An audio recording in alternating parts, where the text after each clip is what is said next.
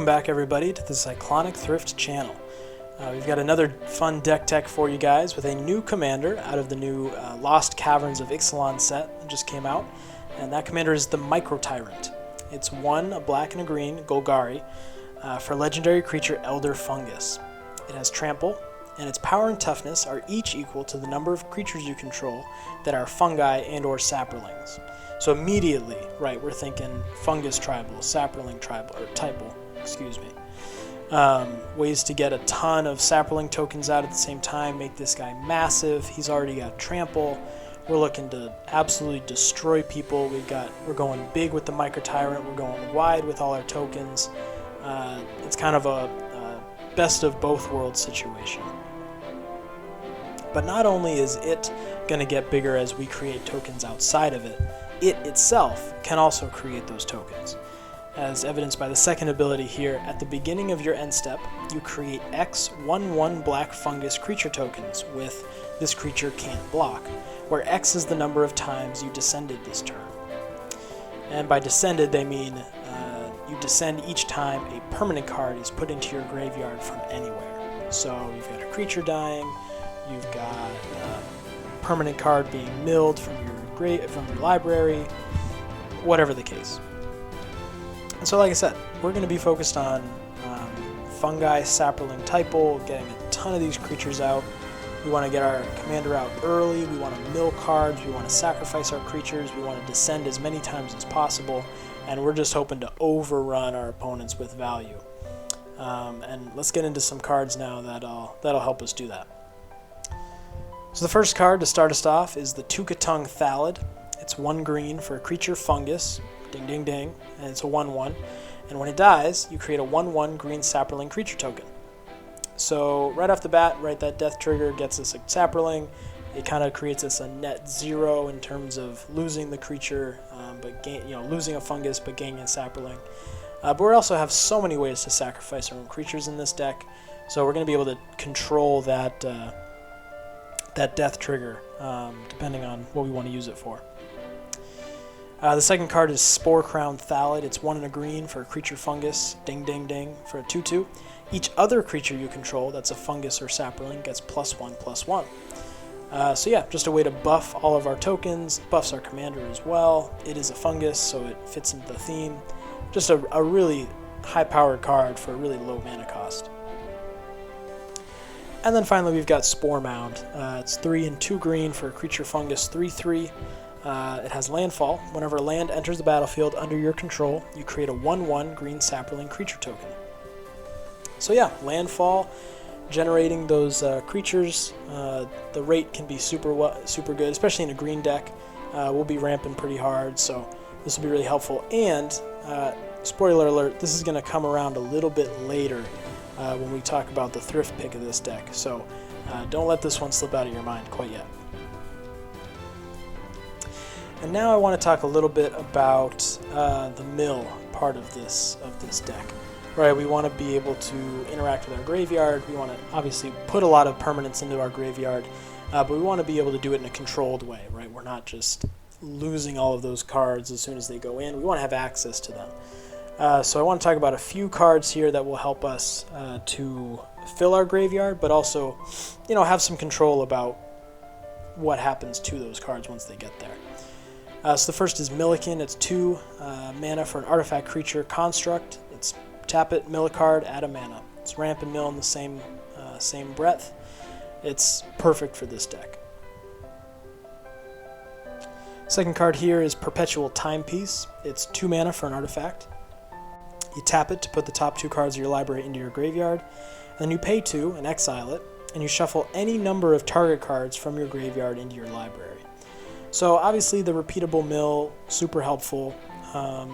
Only 2 mana, so you get this down early, gain the value as you go along. But that second ability is actually really important, where we're able to save our graveyard, so to speak. Because there is a very light, not a non-zero chance that we get to the point where we're running low on cards in our library. And it's awesome to be able to get those permanent cards in the graveyard, but we want to actually be able to draw when we need to. So being able to have this on the battlefield, use it as long as we want, and then throw it away when we need to kind of reset a little bit, is going to save us some games, I guarantee you. And then the last one here is Cemetery Tampering. It's 2 and a black for an enchantment. It's got Hideaway 5, so when it enters, you look at the top 5 cards, and you just exile 1 face down underneath this card. At the beginning of your upkeep, you may mill 3 cards. Then if there are 20 or more cards in your graveyard, which is not a high threshold in this deck, you may play the exile card for free. So honestly, I mean, you could just include this card simply for the mill. 3 cards a turn is pretty good. Presumably we hit 2 permanent cards off of that, so we'll get 2 creatures with the Mycotyrant. But having the added bonus of playing a card for free is something that just makes this card an auto-include into this deck. Alright, and then finally we've got a lot of fungus/saplings here that deal with Spore Counters. If you've ever done a typal deck with this creature type, you'll know what I'm talking about here. But we've got a lot of cards that accumulate Spore Counters, and then you can use those counters to have some sort of value. So what I'm talking about is like Utopia Mycon. It's a 1 green creature fungus 0/2. Beginning of your upkeep, you put a Spore Counter on Utopia Mycon. You can remove 3 Spore Counters from it and create a 1/1 Saproling. And then you can sacrifice a Saproling to add 1 mana of any color. So, on its own, right, it's going to get counters on its own. We can turn those counters into Saprolings. But we're going to be making Saprolings in other ways regardless. And so to have this last ability here, where we can turn those Saprolings into mana, is something that's going to really ramp and continue our game plan here. Incidental of the creature token creation that it also has. In a very similar vein, you've got Death Spore Thallid. It's 1 and a black for a creature zombie fungus. At the beginning of your upkeep, you put a Spore Counter on it. You can remove 3 Spore Counters from it and create a 1/1 Saproling. And you can sacrifice a Saproling, and target creature gets -1/-1 till end of turn. So this is very, very similar, obviously. The first 2 parts are exactly the same. But this one essentially takes the ramp aspect of sacrificing saplings and turns it into removal. Now, you will probably have to have 3 or 4 saplings out there to really, take out something significant. But with this deck, hopefully we'll be able to have that pretty consistently.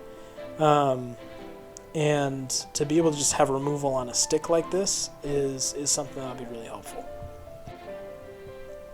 And then finally we've got Spore Sower Thallid. It's 2 and 2 green for a creature fungus 4/4. At the beginning of your upkeep, put a Spore Counter on each fungus you control. So not only just itself, but also the Utopia Mycon, also the Death Spore Thallid. All of these cards that care about having those counters on them, this is going to put some on. And then, like those last 2, you can remove 3 counters from it and create a 1/1 green sapling creature token. Fits perfectly into the strategy. And that brings us to the vegetable portion of this deck. If you haven't watched before, when you're playing budget, you have to eat your vegetables. You have to include the cards that are going to lubricate your strategy. Make sure that you're hitting all your land drops, drawing the cards you need, taking out the threats that are stopping you. Because if you don't take care of your own game plan, you don't have the firepower to overcome a sloppy start, or your hands are just flooded with lands and you can't draw anything significant because you don't have access to the type of cards and the type of budget that usually allow people to overcome those sort of things. So I always divide the vegetables into ramp, card draw, and removal. And I just want to go through a few cards in each category just to show that we're hitting all of those marks in this deck. So in the ramp category, we've got Arcane Signet. It's 2 mana for an artifact. You tap it to add 1 mana of any color in your commander's color identity. Super straightforward. We've also got Talisman of Resilience. It's a 2 mana artifact. You tap it to add a colorless, or tap it to add a green or a black, and it deals 1 damage to you. And then finally we've got Harvest Season. It's 2 and a green for a sorcery. You search your library for up to X basic land cards, where X is the number of tapped creatures you control. Put those cards on the battlefield tapped, then shuffle. So we're a token deck. We're going to have a ton of creatures out, presumably. So I would not be surprised at all. After combat, you cast this, you end up getting 4, 5, 6 basic land cards off of it. For 3 mana, it is an insane rate. And I can imagine you could probably get all of the basics out of this deck if you're in the right situation. Alright, and then moving on to the card draw section of this deck, we've got Bloodline Shaman. It's 1 and a green for a creature elf wizard. You tap her to choose a creature type. Reveal the top card of your library. If that card is a creature card of the chosen type, put it in your hand, otherwise put it in your graveyard. So this is actually a perfect card for this deck, because 1, you tap it for free, and you either get a fungus or sapperling, which you want to get into your hand anyway, or you get to put something in your graveyard. Presumably it's a permanent card, so you're descending in this way as well. It is a beautiful ability, and the reason that this card, it's one of the few non-fungus or sapperling creatures, is included in this deck, and its ability is why. The next card here is Foster. It's 2 and 2 green for an enchantment. Whenever a creature you control dies, you may pay 1. If you do, reveal cards from the top of your library until you reveal a creature card. Put that card into your hand and the rest in your graveyard. It is so good because it doesn't say non-token creature. So we're going to be making a ton of tokens here and sacrificing them incidentally for value and other things. And when we do that, we get to pay 1, draw a card. It ends up being a creature card, but that's the majority of our deck anyway. And we get to fill our graveyard with all of the rest of the stuff. It is such a wonderful ability. Now 4 mana makes it a little bit worse than the Bloodline Shaman, but you have the potential of hitting so many more cards into your graveyard, descending so many more times. This is going to be a really, really important card in this deck. And then finally we've got Village Rites. It's a single black for an instant. You sacrifice a creature and draw 2 cards. Super easy. We're going to want to be sacrificing creatures anyway, so this 1 mana to 2 cards is a beautiful, beautiful ratio.